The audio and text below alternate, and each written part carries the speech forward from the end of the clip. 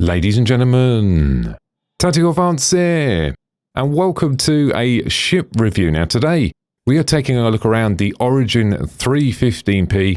This is the last review in the Origin series, and this is the exploration model.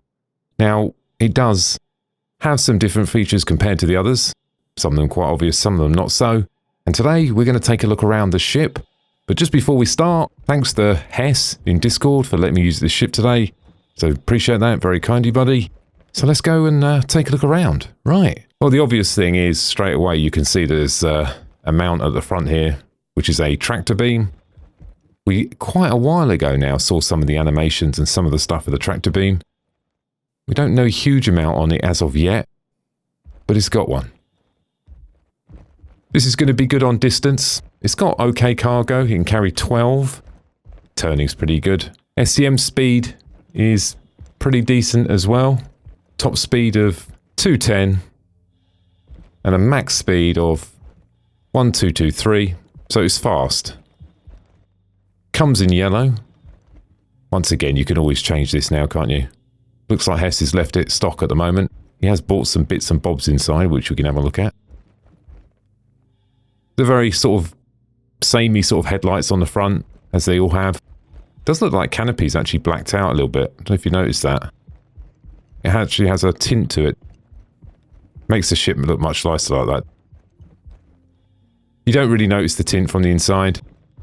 Let's have a look at this tractor beam. My guess is these are not the final ones, because they look a bit pants, you know what I mean? I mean, you look at the rest of the material of the ship, you look at all this, look. It's amazing. The polys don't look good on it, does it? So my guess is this is a placeholder until the proper ones come in. That's a bit weird there. Looks like something's gone wrong there. You can see that it's got some sort of runner there where it will move around as well. I'm assuming it will act like some sort of, gimbaled weapon, if you know what I mean. Same sort of mechanic where you can move it around. Nice materials.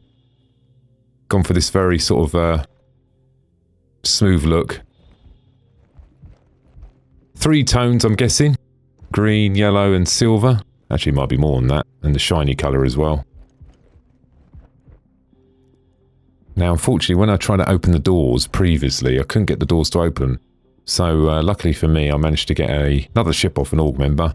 And we can take a look inside these cargo bays. Now, unlike the other 300 series, this one has 2 cargo bays. It has a front cargo bay, and round the back here, it has another one. So it's like in 2 pieces. Pretty cool, eh? You can get inside of it. By duck, you can actually close the door as well. Pretty cool. Quite a lot of space in here. You can do small boxes, or take the bigger boxes in here as well. Weapon loadouts, okay. Pretty decent. The big sort of difference between this and something like a 350R is that top vent there. 350R has 2 intakes. Doesn't mean that they're bigger, it just means a meeting point in the middle. So it's a hump at a hump, if that makes sense. There's not massive difference between all of them. But I suppose it's just the base stats, the capability, and obviously the tractor beam mount. And it's going to be more efficient, obviously, in quantum fuel and have better range. I found all the weapons on the 300 series to be pretty decent, so I've got no reason to critique them, really. That looks weird, doesn't it? It looks like it's flying backwards. Not distinguishable. Oh, that's pretty cool. What's that? Plutonium tip.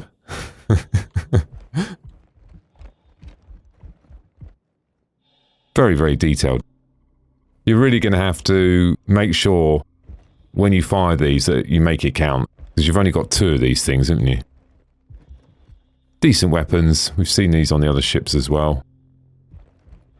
The old bearings. Can swap a lot of these weapons out if you want.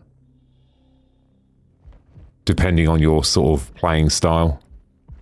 This is all going to be the same, I'm guessing. Pretty much the same in here, isn't it?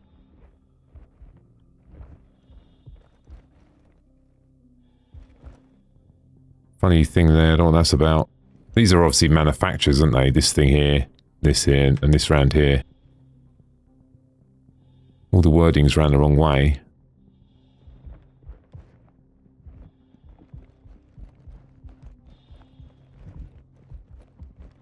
Has a few fins on it, not as many as the 350R, if you remember. It had quite a few. This has got a few. It's got one here, and one on this side, and then one at the rear here. Then moving back. Rear profile.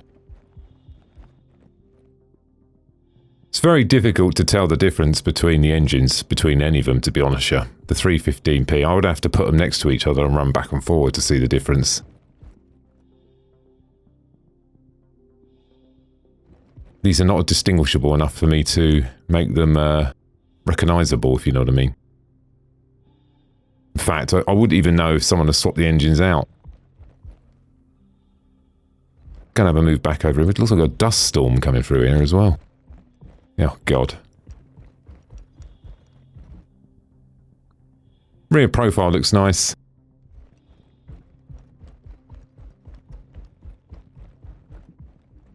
Does look nice, doesn't it? That hump is actually quite chunky on the top there. It does look really nice. Looks more like an executive jet. I did notice that we've got some foliage going around here as well. Which is a bit weird, isn't it? It's quite barren here, and we seem to have some, like, flowers growing there. You get the little sign, the 315p at the top there. Let's take a look inside.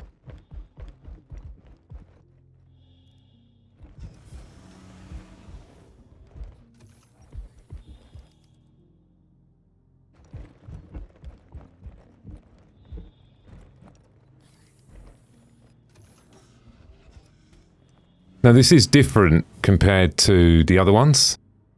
It's not obvious unless you've got a keen eye. The seats are different between them. Some people don't like the boxy seat. But then saying that, a lot of this stuff can be changed out now, and you can see that it's got the carbon fibre running around here as well. I don't know how he spec'd this ship out. I'd rather do the ships in the stock form rather than the modded form. Very similar back here. We've got the bed. Oh, well, at least we get to see some of these other bits as well, which he's bought. So we might as well have a look, won't we? Looks like he's bought the clock and the other thing. We're going to take a look at that in a minute. Oh, look, and the little screen as well. Have a look at that then, shall we?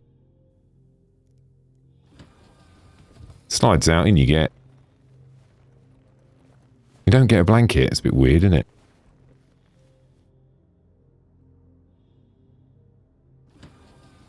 Now.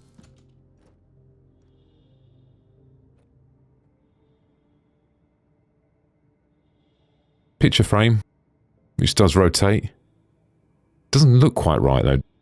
What do you think?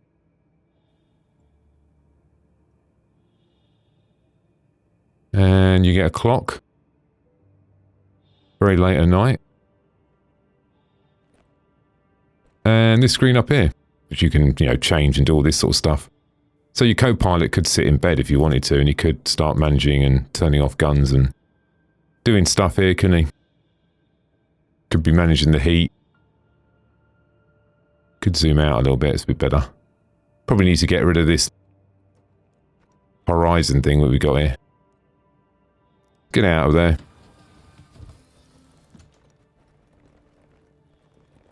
It's quite well thought out, the fact that the bed sort of rolls out, because well, maybe they did that to make the animation easier. Could do, couldn't it? Because it would be quite hard getting out that bed with that slanted roof, wouldn't it? A nice clear roof here. There is a storage area under here. You will be able to place things here, because you can place things anywhere. You can pick something up and place it, so there's nothing stopping you placing stuff in here. Once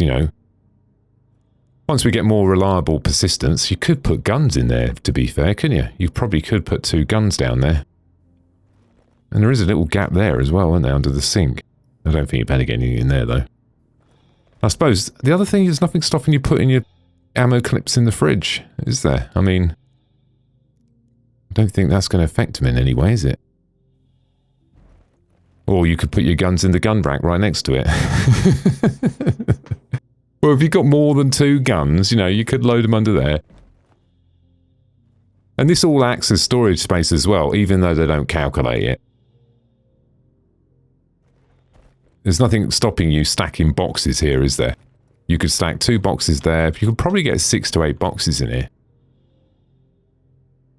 It would be a bit slow getting in and out the door, undoubtedly, but... Over here, it's got some other bits and bobs. We have a look at these as well, shall we? The old coffee machine. I think you can drink. There's only a bit in it. It's a bit of backwash. Nice. We're going to try... Oh, he's actually stowed it by the look of it. It's fine. Let's just press 6. This thing here, I'm not sure what that is. Maybe someone tell us in the chat. Is that one of them, like, smelly things? I'm not really sure what that is. And this thing here as well.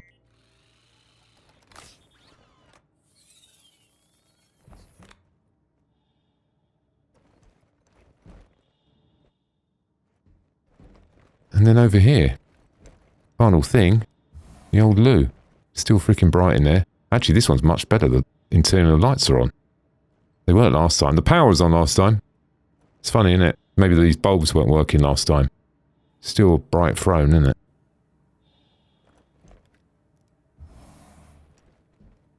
There's a lot more roomier, obviously, in the 350R because you've got all this extra space. It's a pretty cool little ship, isn't it? You think about it, you've got everything you need here. I mean, this would be a perfect real ship in real life. You could get away with that, sleeping in here. You've got... Do you have a shower? Looked at this last time, I don't think there is. You might have to go stop off at a truck stop or something. But it's a nice place. And then moving down the front, you've got the square sort of boxy seat. Might have a look over here while we're here before we jump in. See the old steering wheel there, all carbon on here. Looks nice. Just jump in.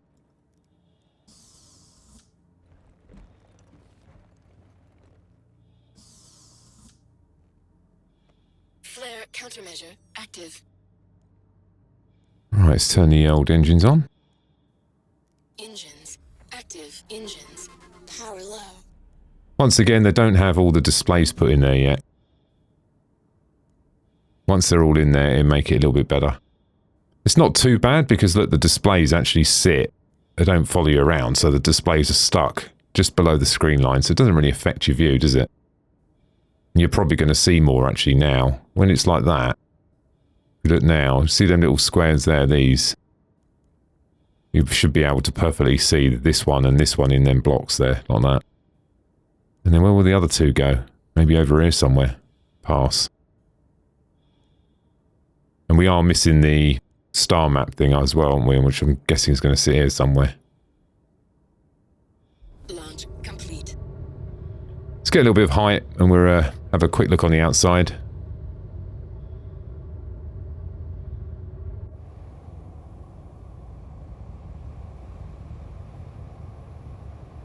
I'll probably leave the paint scheme like this. I think that's probably why he's left it like this. It does look quite nice like this, doesn't it?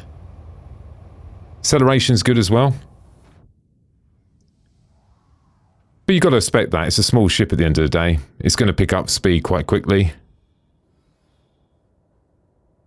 And this is without using any boost as well. You can do, I'm going to say, you can just about get away with halfway to max from boost. You will get some overheat messages, but you can still do it. Now, once again, being a very, very quick ship, it does actually say in the data sheet that it's 1223, so it's a little bit out, not a massive amount. Actually, we might be able to flick up to it. Maybe you can't. So overall, a absolutely fantastic little ship, particularly if you're getting into Star Citizen and you want something slightly better than a starter ship. This is a fantastic ship to get. There's no major critiques over this. I don't walk inside and say, oh, I wish they did this and I wish they did that. Only apart from the rear engine thing, but you know, we spoke about that in the last video, and my consensus is most people are probably going to be thinking the same thing. But apart from that, aesthetically and from a usability point of view, it gets like a 10 out of 10. I can't critique it. So what's up next on the ship review front? There are a couple other ships that I haven't done as of yet. One of the ones that's going to be interesting to do is it's going to be the 890 jump. I haven't quite worked out how I'm going to do this video yet. I'm giving it some thought because it's so freaking big, right? For me to do a ship review on an 890 jump, it's massive. And I don't want to just skim through it. Your expectations for me is to go through it in detail. Do I actually do a part 1 or part 2? Let me know your thoughts in the comments on how you think I should be doing the 890 jump. Do you reckon I should just try and get it all done with one video, maybe 40 minutes long? Or do you reckon I should just break it up into 2 videos? And finally, the last thing on the agenda, if you're looking to join a Star Citizen organization or just come and hang out, check out the Discord and the link to the organization in the description below. That's it for me. Thanks for watching, and don't forget to subscribe. Bye now.